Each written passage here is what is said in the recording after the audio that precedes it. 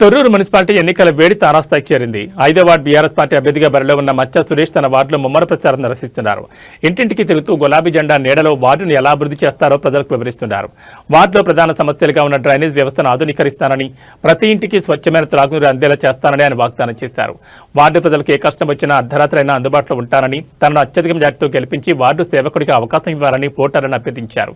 ప్రభుత్వం నుంచి వచ్చే నిధులను నిష్పక్షపాతంగా వినియోగించి 5వ వార్డును మున్సిపాలిటీలోని ఉత్తమ వార్డుగా తీర్చిదిద్దానని భరోసా ఇచ్చారు.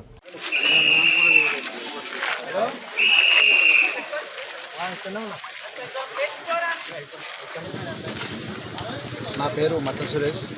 నేను తొర్రూరు మున్సిపాలిటీ పరిధిలోని 5వ వార్డు బీఆర్ఎస్ పార్టీ బలపరిచిన అభ్యర్థిగా దయాకర్రావు గారి ఆశీస్సులతో నిలబడుతున్నాను.